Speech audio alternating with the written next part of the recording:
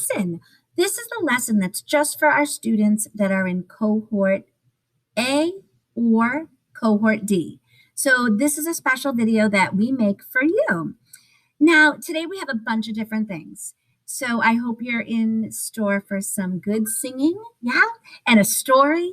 All right, so we are especially talking about Martin Luther King today. I have a great song to share with you, and I have a little video to share with you. All right, Martin Luther King was born on January 15th, and every year we honor him by having a Martin Luther King holiday. And that holiday always takes place on the third Monday of January. Third Monday. So this year it happens to be Monday, January 18th, and there's no school.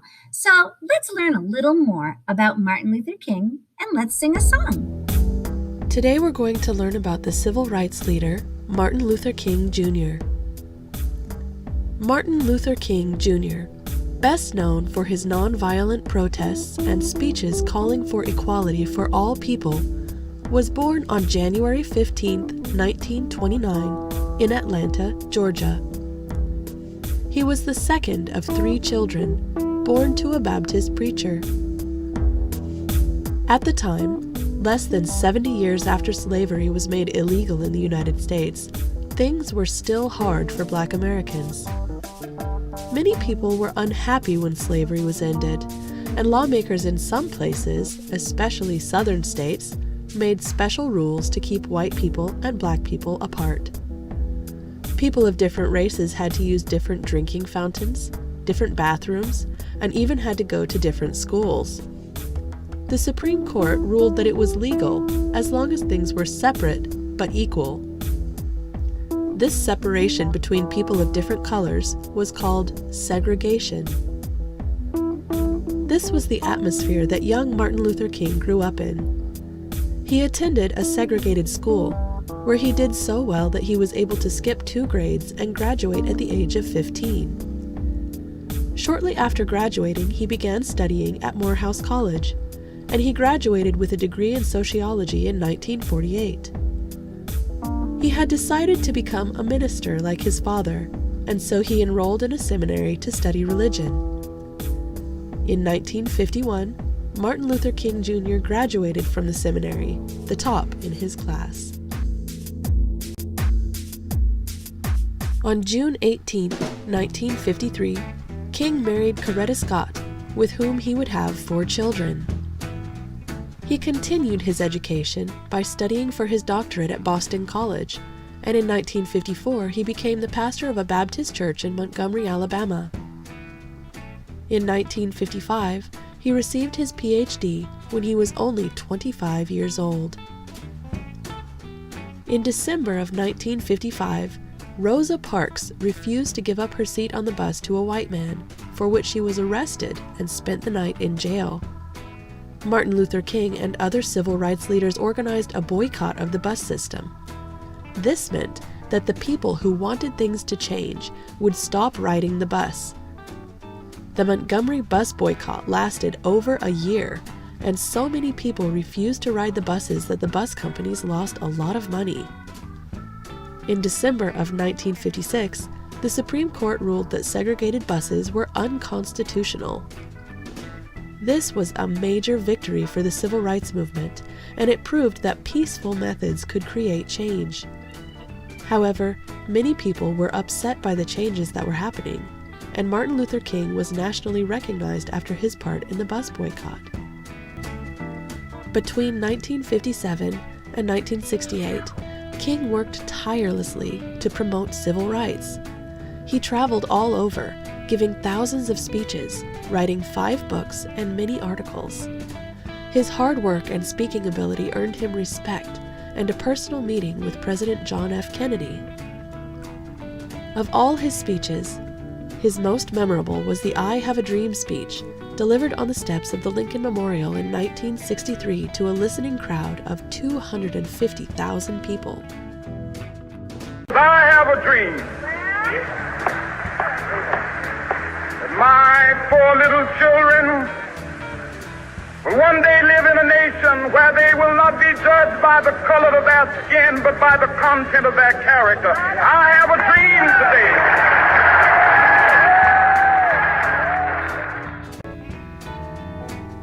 today. That year, Martin Luther King was named Time magazine's Man of the Year, and in 1964 he received the Nobel Peace Prize. Around the same time, partially as a result of his efforts, Congress passed the Civil Rights Act, which made segregation and discrimination based on race, color, religion, sex, or national origin illegal. King gave his final speech on April 3, 1968. And I've seen the promised land. I may not get there with you, but I want you to know tonight that we as a people will get to the promised land. The next day, while he was standing on his hotel balcony, Martin Luther King Jr. was shot and killed. He was 39 years old. In 1983, President Ronald Reagan signed a bill creating a national holiday to remember King's life and accomplishments. Martin Luther King Jr. Day is celebrated on the third Monday every January in honor of the man whose dream of peace and equality helped change a nation. I hope you enjoyed learning about Martin Luther King Jr. today. Goodbye till next time.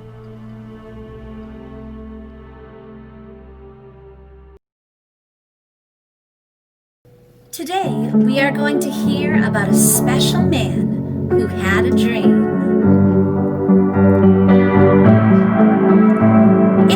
It's Martin Luther King. We have a day off from school, but who is Martin Luther King?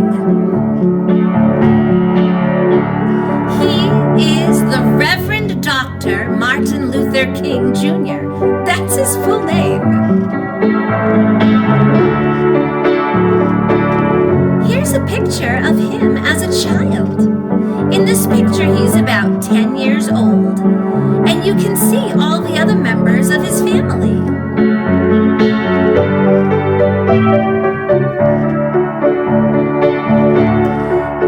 There's his father, his grandmother, and his mother. You can also see his brother Alfred and his sister Christine.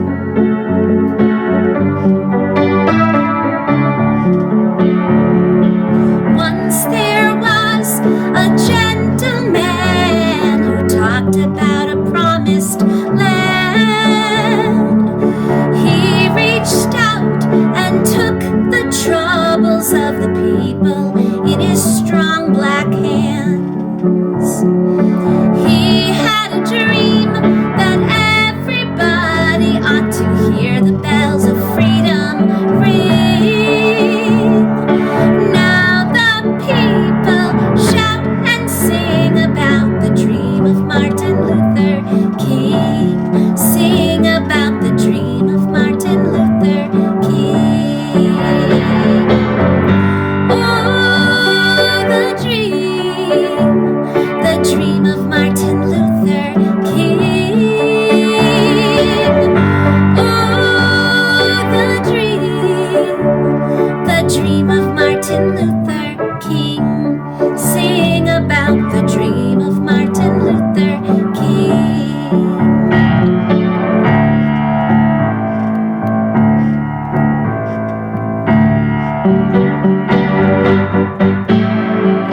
In his dream, he saw the people of this land walking side by side. White man, black man, every woman and man, loving one another with pride.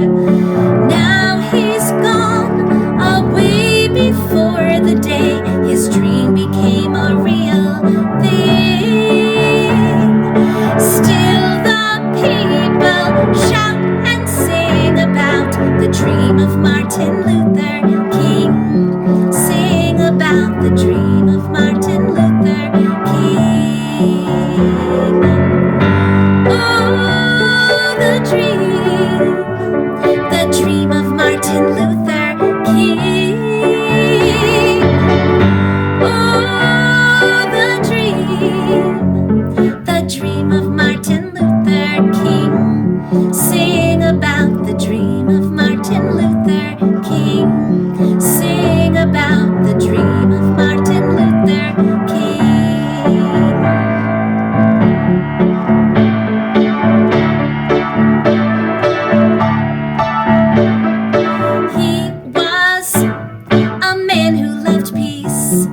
and he found a faith and belief. He preached that violence was wrong. He knew the fight would be long. He talked about a new day. He walked a dangerous way. He knew the life of a slum. He sang, "We shall overcome." Oh, the dream of Martin Luther King. Oh, the dream of Martin Luther King.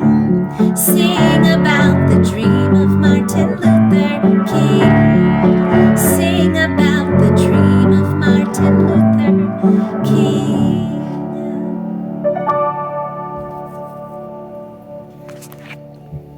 Awesome. Martin Luther King taught people to be more loving and more caring and more peaceful. And it's important to recognize that on the day off, on his birthday. All right. Next, I want to talk to you about claves. Now, in the video last week, you saw Mrs. Fraser playing claves, these cool rhythm sticks. So I have a special video to teach you a little more about claves. These wonderful instruments are known collectively as claves. And what they are two pieces of very resonant hardwood that is used to give timing and color and placement of the music. These are actually made from some kind of rosewood that come from Cuba. How you play the clave and how you hold the clave is of the greatest importance. You have to make like what is called a resonant chamber to hold the receiving stick, the one that sits in your hand. If you can see from the other side, the clave sits here, and there's a little room in my hand that helps to project the sound. Here is the note with the chamber, and here is the note with no chamber. Now, this set of clave has an open hole on both ends. Wow, both ends, which will give you a louder sound. So listen to it played in a proper fashion.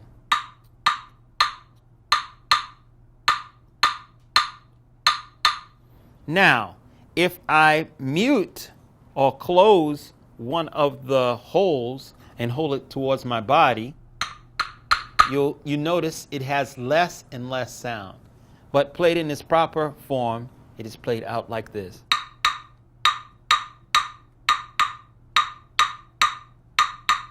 Okay, I want to show you another set of clave that are about 60 or 70 years old. That was given to me by an old friend.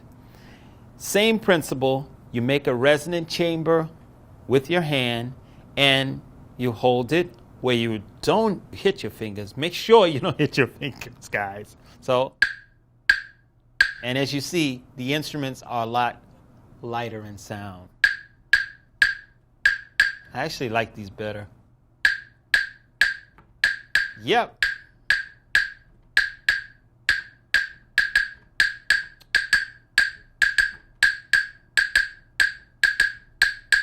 I know this instrument, it looks really easy, and it is, but the placement of where you put it in music is very important.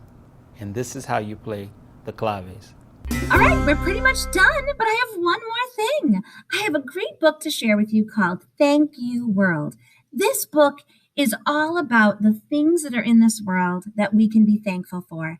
Things in this world that are just there for us to enjoy and love. Think of this as like the bare necessities. What are your bare necessities? This book is full of them. The bare necessities that make our world such a wonderful place. Enjoy. Thank you, world.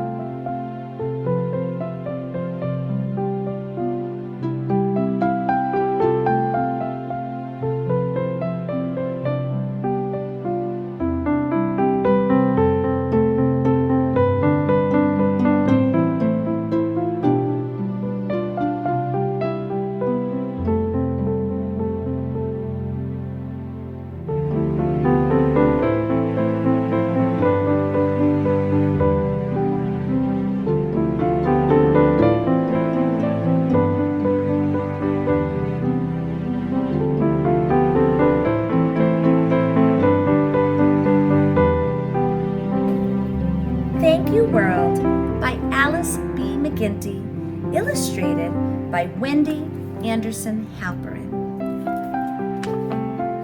Listen to this book about the bare necessities. Thank you, sun, for waking up the morning and coloring the sky. The sun is a bare necessity. We can enjoy it. We love it. We love when it's shining, and it's just there for us. Thank you, sky, for shining blue that calls me to touch you, swinging high. The sky is a bare necessity. We just have it there for us to enjoy. Thank you, swing. You shoot me like a rocket, past birds and grass and trees. A swing is a bare necessity.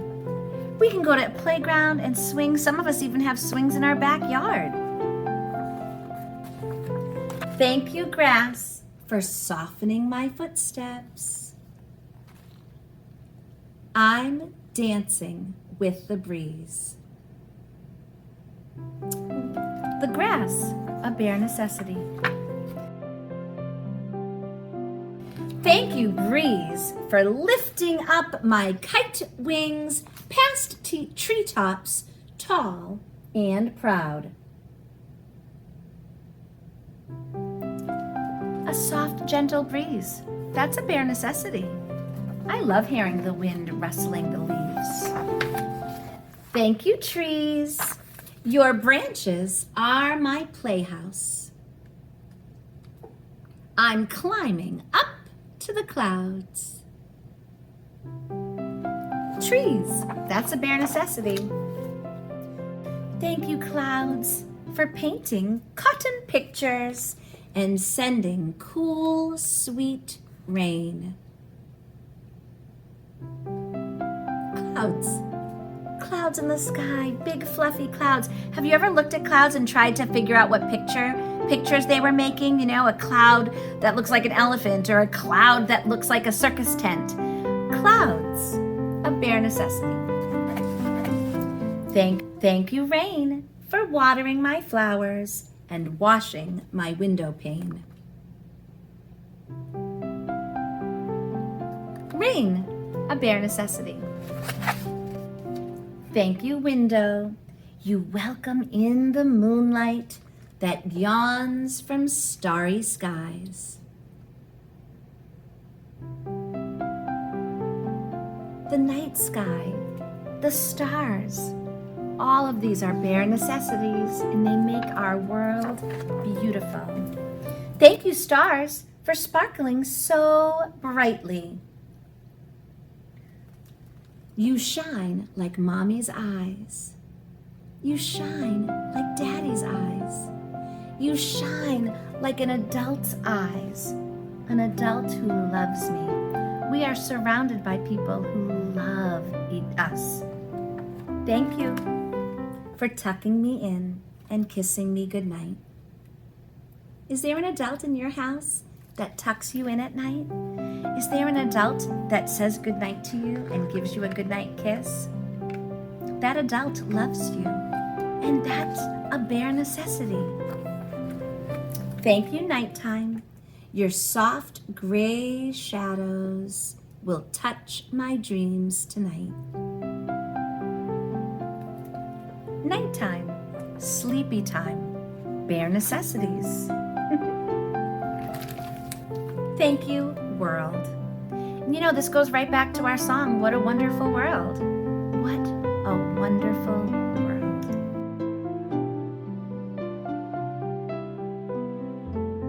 All right, 3rd and 4th graders, I just wanted to talk a little bit about the recorder. So after you finish this video, you should go back and you should be practicing whatever belt you need. Look at the videos. Is it white, yellow? Is it orange? Is it green? Is it purple? If you've already done all the songs, I encourage you to still watch the video and practice. You know, just because you learned the song doesn't mean you're done with it. Think of it this way. When I would teach you a song to sing in the music room, I would teach you to sing, you know, maybe something like, you know, the hero song or whatever. I would teach it to you. And then every week you would come to the music room and we would still practice. And that's how it is with the recorder. Just because you've already sent me a video doesn't mean you're done with it. Go back and practice it some more. That's the best way to really get good at something, just by doing it over and over again. So if you haven't sent me a video, please send me one. I've had some of my remote students ask about attaching the belt. I did go over this in one of the other videos, but you may have missed it. So I'm just going to show you how to attach the belt to your ring, and then we'll be done with music for today. Your recorder came with a little black ring. Okay, right here. I actually couldn't find mine.